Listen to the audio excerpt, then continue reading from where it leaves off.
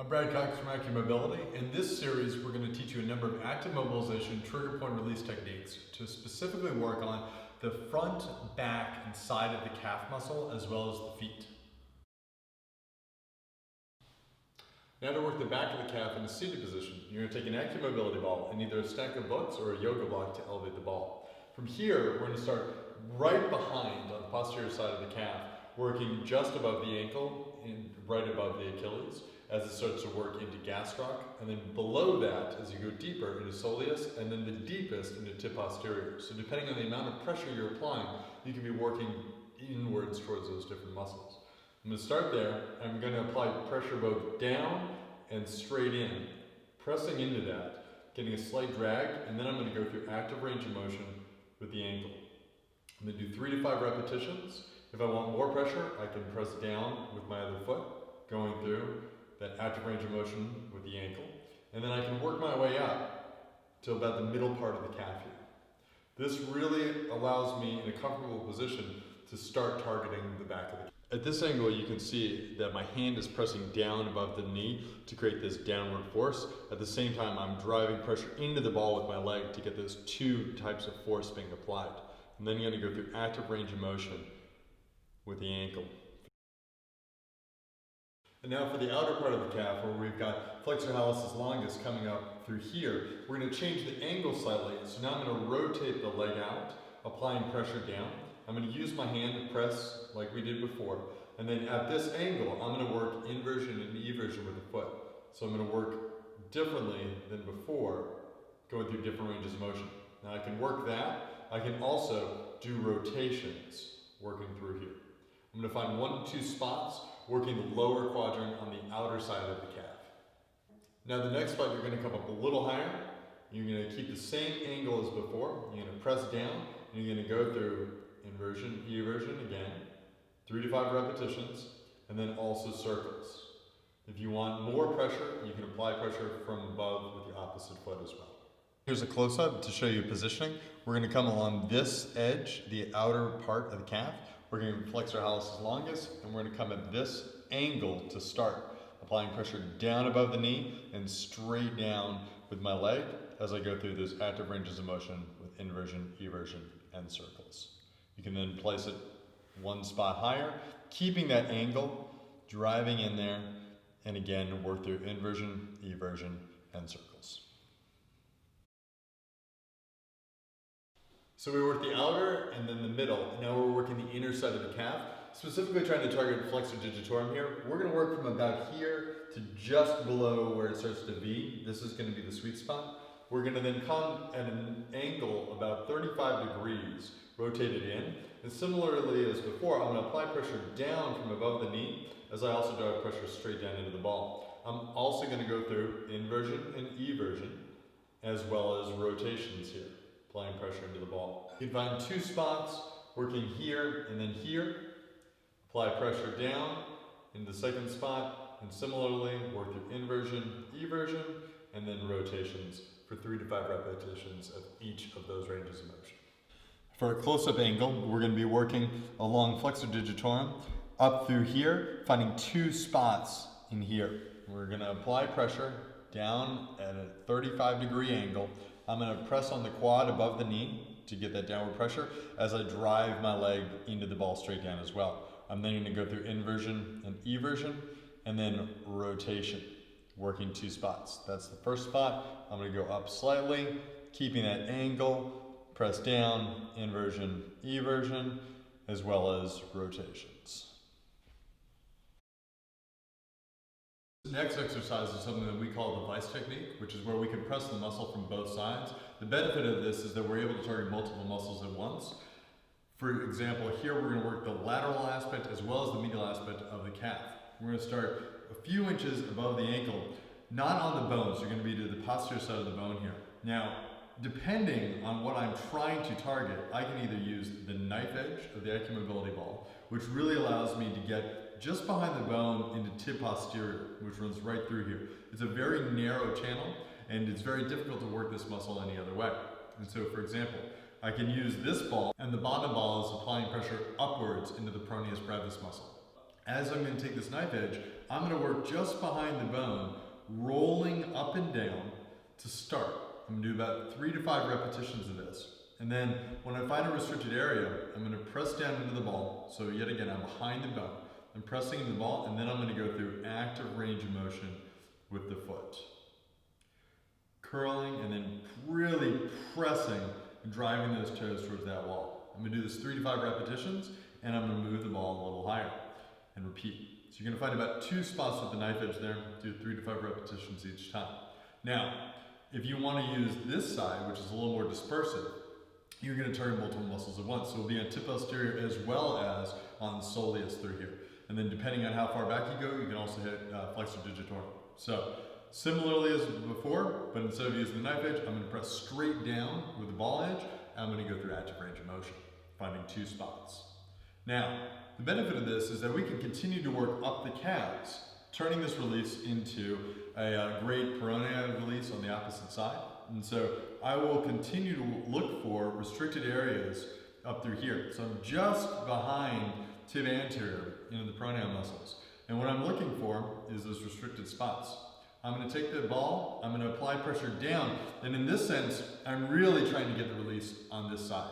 And so as I find a good area, I'm also going to go through active range of motion, working 3 to 5 reps, and I can continue to work all the way up towards the fibular head here. Look for different spots, go through the active range of motion. I can change the angle to apply pressure down here, looking for trigger points in the gastroc. This is a very versatile technique because depending on the application of pressure, I can target multiple muscles on both sides and really get into those restricted areas that I'm looking to release. We're going to show you 3 different ways to work tib anterior, which is a very important muscle that runs right down the front of the leg here. So just to the side of the bone, you're going to find this muscle offset slightly, and we're going to look for restricted areas about a palm width down from the knee, 3 to 4 spots working towards the ankle. Okay, we're going to show the beginner version, which is a single ball. Now you can use either a chair, a bench, or a yoga block for this, but the idea is that we're going to raise the ball. I'm then going to apply pressure starting at the top of tib anterior, and depending on how restricted this is, you can either lift yourself off slightly or start to sink into the ball for a deeper release. Once you have the appropriate amount of pressure, you're then going to go through a few different active ranges of motion with the ankle. I'm going to go through flexion and extension, really pointing those toes. I'm also going to work inversion, eversion, and circles. So you can do 3 to 5 repetitions of each of those ranges of motion, and then you're going to find those 3 to 4 spots. So I'm going to move the ball down, progressively working through different trigger points. Place your body weight directly over the ball to get the downward pressure. So I don't want to be leaning forward here. I want to lock in my lats, and I want to really breathe and brace, and then I'm going to sink into the ball. So I'm not in an elevated knee position like this. This is the common mistake that we see people doing. My knee is bent, and my body is stacked up over the ball. Then I'm going to go through those active ranges of motion, working my way down towards the ankle, working those 3 different ranges of motion, inversion, eversion, as well as rotations. This would be the 3rd spot. You do those active ranges of motion, and then this would be the 4th spot. To show you what this looks like with the yoga block, you would lift the block onto its long side like this, place the ball on top, and similarly as before, I'm going to now bring my knee onto the ground.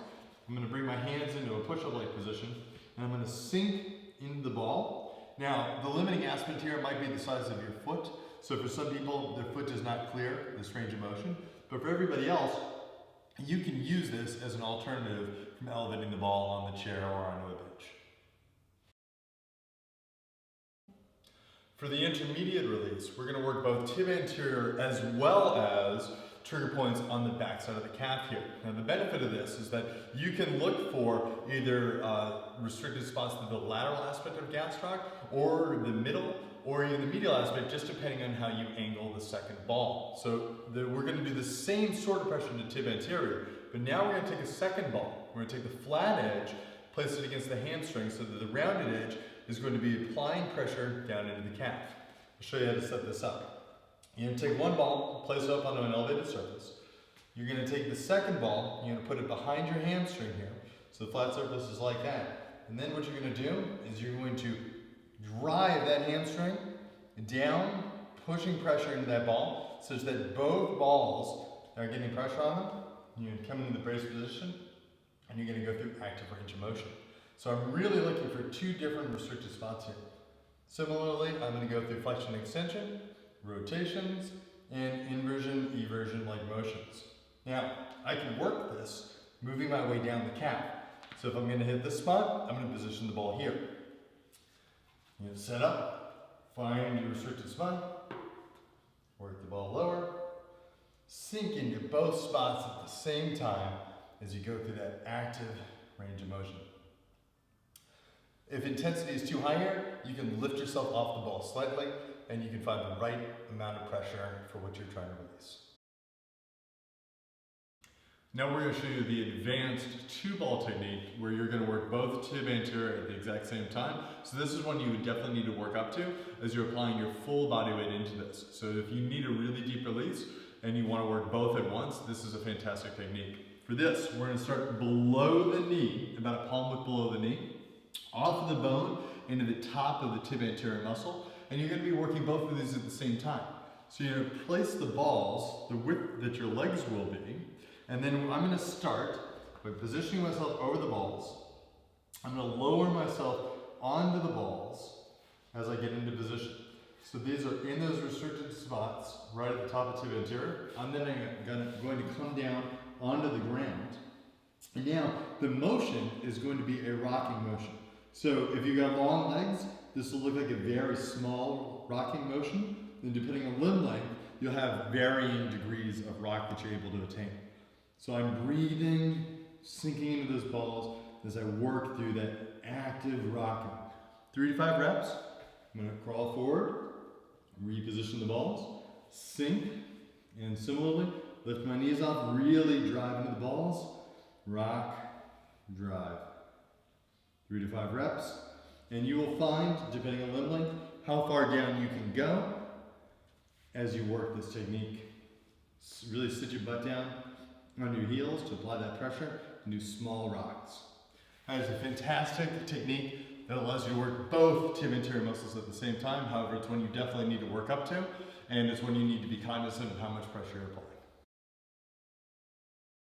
This is a two-ball release working Peroneus Longus and Peroneus Brevis on the lateral side of the calf here. For this, I'm going to take two balls, I'm going to space them out slightly. That way I can be in both aspects of the muscle here. I'm then going to lie down. You want to take a pillow or something to support your head. You can also use your hand here.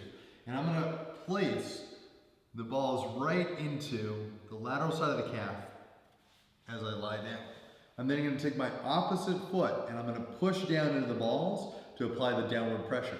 Then I'm going to go through a few different active ranges of motion. I'm going to go through flexion extension, 3 to 5 reps, as well as inversion and eversion because we're working the peroneal muscles here. So this technique is fantastic for targeting both aspects of the peroneus muscle at the same time as I work through those active range of motion in a very comfortable position. This is a resisted active mobilization for the back of the calf, specifically working gastroc as well as deeper into soleus as you press down. Now you can do this technique with either a single or two balls. For very specific pressure, you'd use a single ball. However, if that intensity is too high, you can disperse this over two balls. The benefit of using two balls is that you're also on multiple trigger points at once, and you can get a kind of V-ing side pressure as you apply pressure down. So we're going to show you how to do this with a single ball first. You're going to start up on the back side, working into the gastroc muscle. I'm then going to take a band, and I'm going to use this for resistance. So I'm going to wrap it around my foot, and I'm going to pull tension on this. This allows for a stretch in this position, and then as I press, it's going to allow me to drive more pressure down. So to work this spot right here, I'm going to point the toes and drive down into the block as I point the toes. I can do 3 to 5 repetitions of this, really trying to work into that trigger point. If I need increased pressure from there, I can also place my foot on top, okay? Now, I'm going to work my way up, finding 2 to 3 different trigger points on the back of gastroc as I drive pressure down into the ball. So that would be how to use a single ball to work specific trigger points on the back of the gastroc. However, if I want to work the 2-ball technique. Now, I'm going to rest the middle of the calf between the balls, which means that I'm getting these outer points being hit at the same time. This works really well if I've got trigger points working either side of the gastric muscle. This is a fairly wide muscle. A lot of times there's restrictions out here that one of the balls will hit as I'm working another restriction here. So for example, I'm going to press down into the balls, pull that stretch, drive, and then point the toes and press into the balls. So I'm still going through this active range of motion. However, now the pressure application is different. I'm going to work my way up, find a different spot, drive down. Yet again, if you need more pressure, you can always take the opposite foot, put it on top to press down as well. That's a fantastic technique for working the back of gastric. Here we're going to show you how to work all different aspects of the foot using the different surfaces of the ACUMOBILITY ball. To start, we're going to start at the top of the metatarsals, right at the base of the toes. And for this, I really want to work splay. So the upward pressure of the ball helps to spread those metatarsals, which really benefits when you've been stuck in narrow shoes. It helps you regain some of the natural spread that people have often lost. For this, I'm going to dry pressure on the ball, and then I'm going to go through active range of motion. So I'm going to curl and then extend my toes. I do this with either the heel down, or for more pressure, I can lift the heel up, driving into the ball, all of the weight. All right, so you are really able to modulate how much pressure you're using here, just depending on how much you're pressing down into the ball. I'm going to do 3 to 5 repetitions of that, and then I'm going to work the ball back. So I'm working the bottom of the plantar fascia here. Similarly, this can be done heel down or heel up, and I'm going to work through those active range of motions with the toes. Do this for 3 to 5 repetitions, and work your way back as we progressively get further back towards the heel.